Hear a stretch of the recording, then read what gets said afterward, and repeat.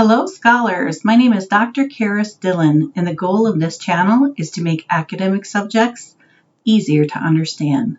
If you haven't already done so, please click that subscribe button and like button so I can continue to bring you the videos you want. In the last video, we talked about body dysmorphic disorder. In this video, we're going to talk about hoarding disorder. So let's begin. In order to be diagnosed with hoarding disorder, an individual has to have the following symptoms. A. The individual has a tough time getting rid of or throwing away items they own. This is difficult for the individual no matter what the item is worth. B. The individual believes they may need to save the item even though they are aware that the disposing of the item or giving it away will bring them distress. C. Because the individual has trouble getting rid of items, this will clutter their living space to the point where the living space can no longer be used for what it was intended. As an example, people will clutter their kitchens to the point that they can no longer cook or retrieve food from the kitchen. D. The hoarding of items causes great distress to the person and gets in the way of personal relationships with others, with their schoolwork, or with their job. The person may no longer live in a safe environment.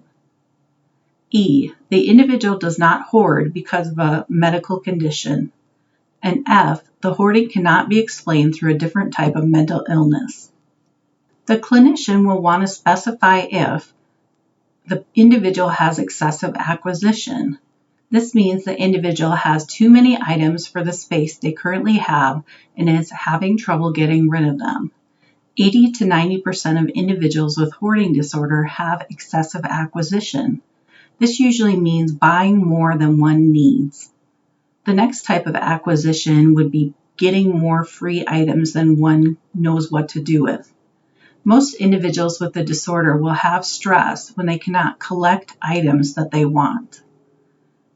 The clinician will also need to specify if the individual has with good or fair insight, which means when the person realizes that they have a problem with hoarding, with poor insight, when the individual does not believe they have a problem with hoarding even though they've been shown it is unsafe or problematic, or with absent insight or delusional beliefs, the individual does not in any way believe that they have a problem even though they've been shown evidence that it's not safe. When an individual suffers from hoarding disorder, they will have trouble throwing away, recycling, giving away, donating items, selling, or discarding items.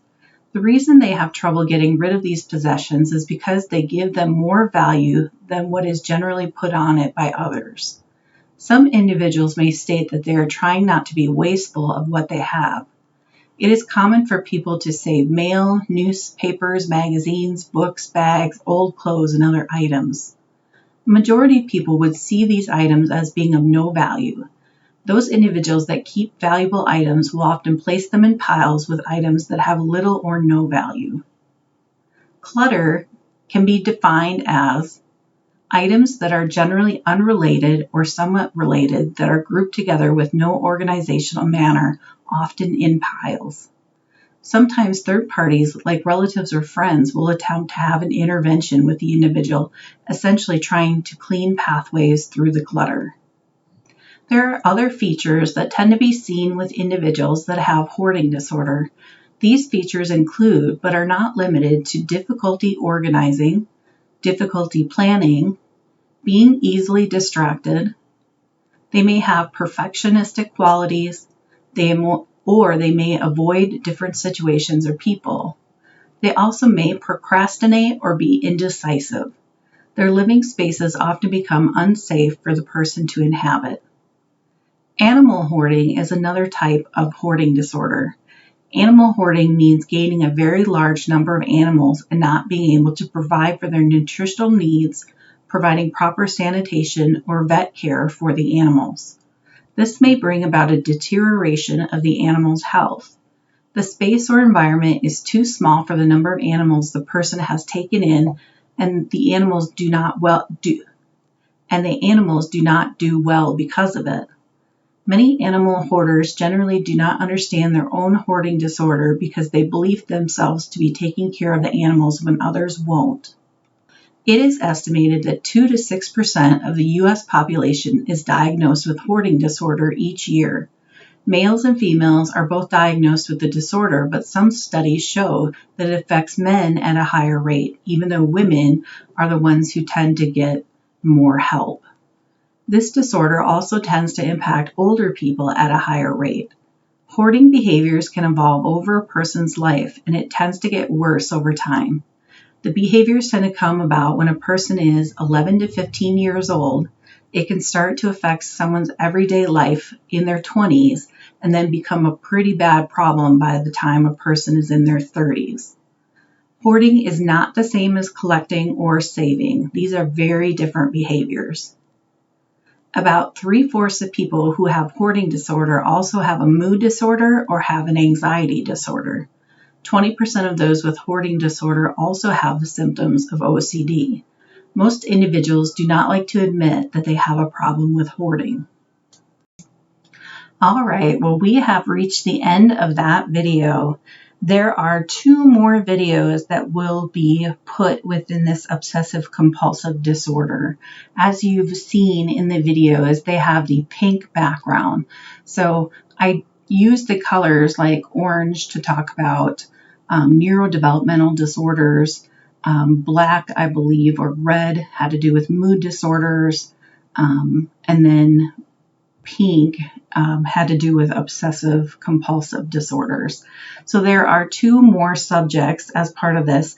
The first one in the next video will be about trichotillomania, which is a hair pulling disorder, and then excoriation, which is a skin picking disorder. And these both come about due to having that anxiety and then playing out that compulsion because of that anxiety. Okay, well, I hope you enjoyed the video as much as I enjoyed creating it.